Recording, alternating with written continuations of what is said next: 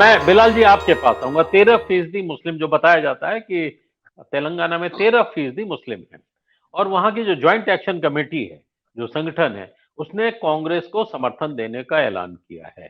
मुसलमानों का ये वोट निर्णायक हो सकता है। इसी वजह से लगता है कांग्रेस की स्थिति ज्यादा बेहतर होती जा रही है। जी देखिए अमरीश जी, हम्म ज्ञानेश जी ने अभी जो बातें कही हैं ये उस स्टेट को रिप्रेजेंट करते हैं हम्म और ये ज्यादा बेहतर जानते हैं अपनी स्टेट्स की स्थिति को। लेकिन जहां नहीं, वो तक पार्टी माइनॉरिटीज पार्टी का, को भी हाँ रिप्रेजेंट करते हैं, वो पार्टी हाँ, के भी साथ है, ये भी बात है। और जहां तक हम्म माइनॉरिटीज का सवाल है, तो हम्म देखिए ये एक ओवरऑल शिफ्ट मैं देख रहा हूं पूरे देश के अंदर, from hmm the from the regional parties towards the national sentiment.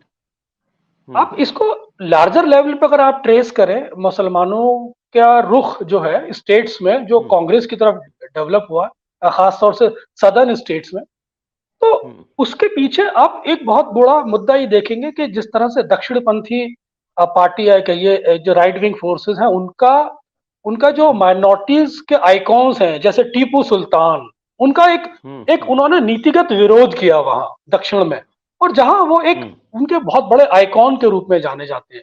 और साथ ही साथ हम्म आपने देखा होगा कि बुरखे को हिजाब की पाबंदी वाले इश्यूज भी दक्षिण राज्यों जी में बहुत उठे।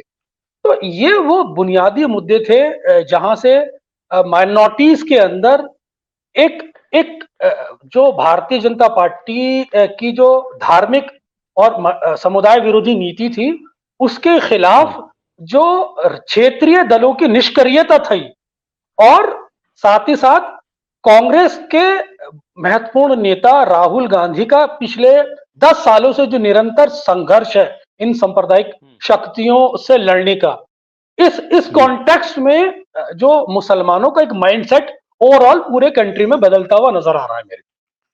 अब हम्म जैसे आपने खास तौर से तेलंगाना की बात करी, तो तेलंगाना में यकीनन 13% मुसलमान है, और जो तकरीबन 25 से 30 सीटें इन्फ्लुएंस 45 करता है। 45 45 सीटें, सीटें, करीब 45 सीटें। 45 जी 45 सीटें इन्फ्लुएंस करता है। तो हम्म अगर जिस तरह से जो माइनॉरिटीज के लीडरशिप है, जिस तरह से आपने देखा होगा कि कर्नाटक के अंदर जनता दल सेकुलर ने जब जब बात की, पड़ोसी राज्य है भारतीय जनता पार्टी के साथ हैंड इन ग्लव्स करने की, तो सीएम इब्राहिम ने एक पॉलिटिकल कॉल ली। तो इसी हम्म तरह जिस तरह से बीआरएस का जो एक कनेक्शन एक्सपोज हुआ है राज्य के अंदर के they are hand in gloves with BJP, इस हम्म माइंडसेट ने उन्हें कांग्रेस की तरफ अट्रैक्ट किया है।